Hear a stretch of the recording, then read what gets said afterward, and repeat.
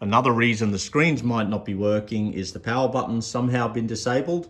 So underneath we've drilled these holes in the monitor box, and that allows you to access the on-off switch for each of the monitors. So there's another one up there. So that's, under the computer, or sorry, under the simulator, under the center screen on its right-hand side.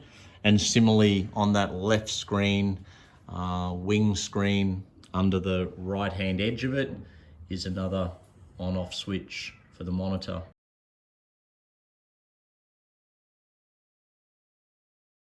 So if we have some sort of electrical problem with the simulator, we have this security box, and there'll be a padlock and key to unlock, and then this will detach and drop down and access the power board. Obviously we should be checking all the plugs are in correctly, maybe moving plugs to different ports, to different holes to check everything's receiving power properly. So, and that would go back up there and be padlocked and secured to lock it into place. And then checking all the cords and cables are secure. Now, if we have a screen problem, running through the frame here, we have a hole, and running through the frame all the way down to the computer and coming out of a hole in the side of the computer is our HDMI cords. So this is, them at full length, not put away. And so if we had a problem with any of these cords, you would need to pull the cords, obviously disconnecting them from the graphics card, and then pulling the cords through. Probably need another set of eyes watching the hole at the other end, that the heads of the HDMI cables don't foul, and then they'll all come freely. You'll be able to pull them all out, and you'll have all of this cable out. This has not been fed in, so this is what it would look like out the other end, and you could be checking whether the HDMI cables have any problems and or replacing them. To make the simulator secure though, we're going to need to, connect the other end into the screens and then feed back through that hole. And so I'll just show you how we do that.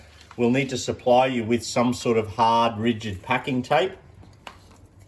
And then you would, using electrical tape or gaffer tape, race tape, you're taping one head there and then another head straight behind it, because the hole is not very, and the tube diameter is not very large. So you need to sort of stagger them up the packing tape, and then you're feeding that pack. So you might start a bit further back, to be honest, and you're feeding the end of that packing tape in with your cords that have been found to be working, all taped up, staggered, and then feeding that all the way down through the tubing that'll run down and poke out at the hole the other end near the computer, and then you'll pull that through, undo all your tape, and then you'll have your heads through and you can pull all the slack and it can sit in beside the computer.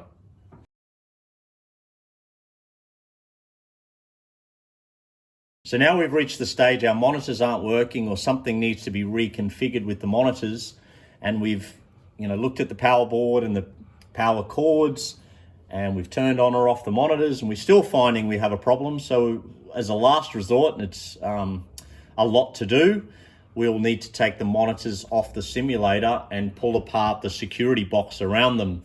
So we're going to need to unlock the padlock and remove our power board and all the power cords. And there's 3 of these cords for the monitors, and so we'll have our monitor cords to isolate, and then we'll have our HDMI cords that we've pulled through the frame as explained earlier. So we're going to need to make sure all of those are loose, so that when we lift the 3 triple screens off, that all of the cords come freely. So the cords are all undone. The simulator is sitting here on the rails and secure, or sitting around the center post. So it's really a 2-man lift. The simulator's going to get lifted off. Going to need to ensure the cables don't foul.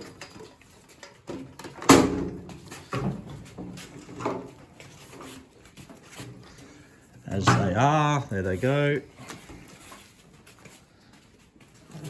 And we need to sit it other way round so that, no, tip it over, I think, would be best. So we may need to tip it over so we don't sit on those cables.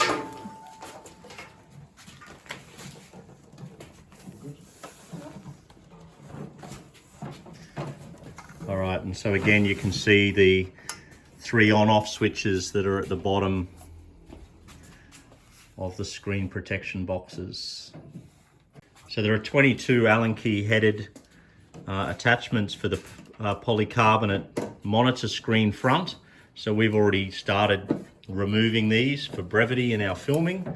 So we'll need to finish off the removal of those. And then the polycarbonate needs to come off and again stored somewhere so we don't scratch the outside face. After the polycarbonate front comes off, you need to remove the VISA screws at the back of the screens. So they're through the mounting brackets at the back and they go right through to hold the screens on. So then we're going to need to push in the bottom of the screens and help pull apart the top, and you'll be able to, with care, get the screen to come out past the casing